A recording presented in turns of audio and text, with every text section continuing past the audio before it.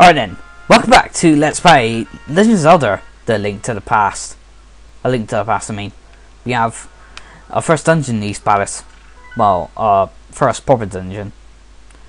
2 floors. Simple dungeon.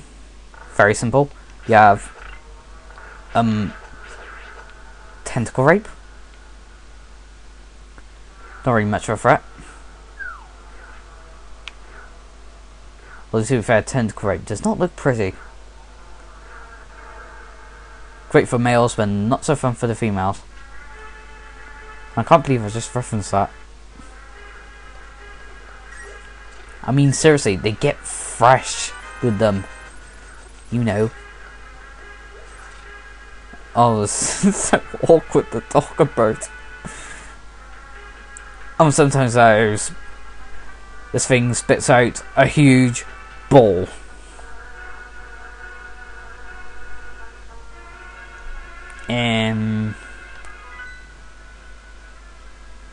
I can't remember. I think I missed out the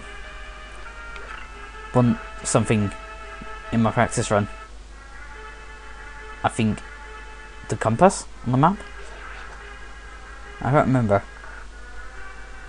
Yeah, I think it was the map.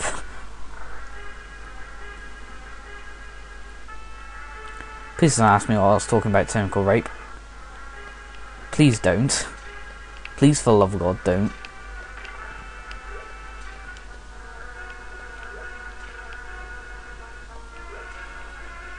Then again, it seems very popular. Surprisingly.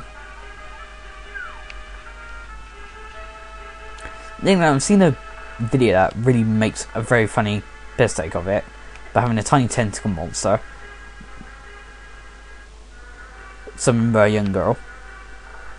A guy she was sending it out to attack stamps on it after it's repeatedly after it's banging on his leg like drums. He stamps on it and suddenly expands. He gets ready to fight. The camera's got a close up of him. And suddenly, nothing. And it turns out it's now attacking the girl. I've seen that video and I just loved it. Just how silly it was. But anyway, that's enough talk about that. And no, I do not condone it. I think it's odd.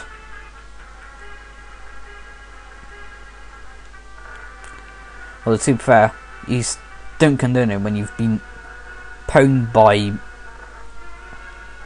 a certain boss in Ocarina of Time after it's caused quite a bit of damage to you, after flinging you flying. But that's what I feel. But let's just pretend I never started talking about said thing. Let's be talking about it. The better this day is going to be. Delio. That's actually a secret area. Oh no, crap. Cyclops. We can kill him with our sword, but it's not really conventional, let's be honest.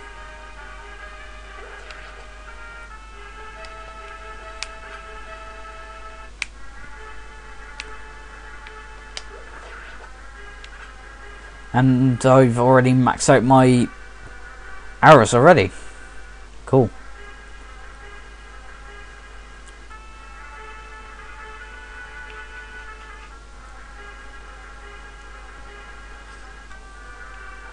And we have bubbles. Bubbles. Ugh. If you sprinkle magic powder on them, you can actually turn them into fairies. Very handy to have. That's probably the main reason why you'd want magic powder. But then again, magic powder is actually quite fun to play with. You can cause another graphics overload with it and bombs. You can turn certain enemies into more other things, like turning soldiers into like meat, weird bag like sign thingies, or turning those electrical green things to what looks like hot dogs with eyes, well, weird looking eyes.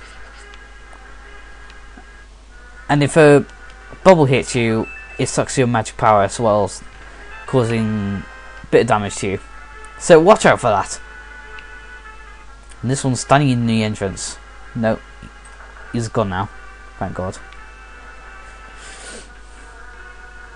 Probably more annoying. There's more annoying Zelda enemies in this game, and I will go over them when we get to them. Especially War Masters. Oh, I hate those fuckers. And floor tiles. But what happens if you combine the two of them?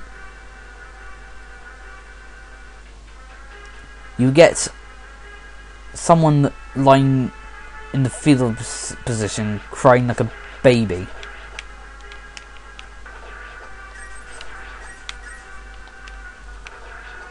Oh boy, it is not a fun combination.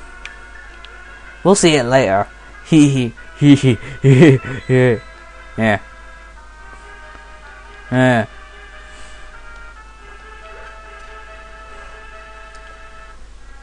And we can find the blue rupees in here, but they look odd.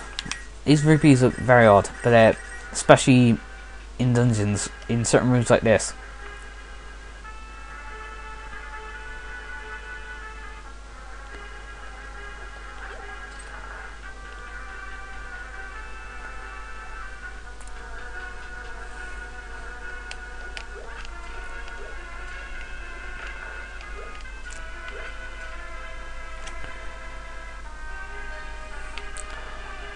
But anyway, thanks to our bow and arrows, we can now kill these guys with one hit. But anyway, I don't think I said anything about bow and arrows. They can cause quite a bit of damage to enemies, actually. While the boomerang is useful, don't get me wrong, its range is pretty poor.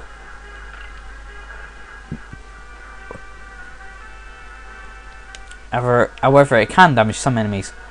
However, it does come out faster than the bow. And these red cyclops can only be killed by the bow and arrows.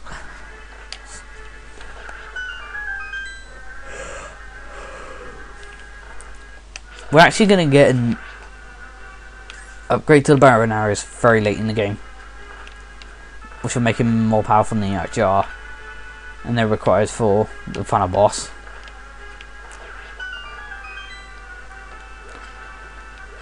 Well, there's also an upgrade for the bombs, but there's only one of them in the... But you actually drag it with you. And it's kind of an annoying little thing. But anyway, you have... Holy shit. Almost nice. Hasty Bailey killed these things really fast. I'm impressed, actually.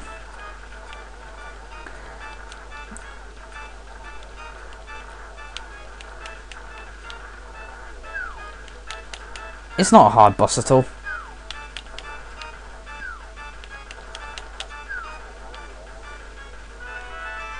I really like how the arrow wiggles when it hits the wall. And it sticks even brick. Amazing. But anyway, we got our first pendant. The pendant of courage. Take it to Saha.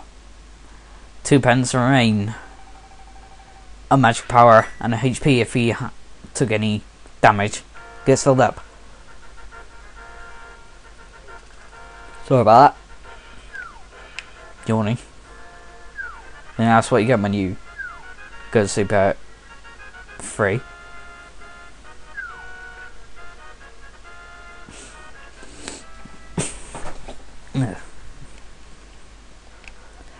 And oh, you got the pendant courage. Now I'll tell you more of the legend 3 or 4 generations ago. Northern Knights protected the royalty of the Hylia. Sorry. These Knights of Hyrule were also guardians of the Pendant of Courage. Unfortunately, most of them were destroyed in the Great War Against Evil, because you can't say died in a Nintendo game, that took place when the 7 wise men created their seal. Among the descendants of the Knights of Hyrule, a hero must appear. Sorry. I see, Link. I believe you. You should get the remaining pendants and take this with you. It's a treasure passed down by the families of the wise men. I want you to have it. I think the GBA version implies that Link is a descendant of the Knights. I think. But anyway, we got the Pegasus boots.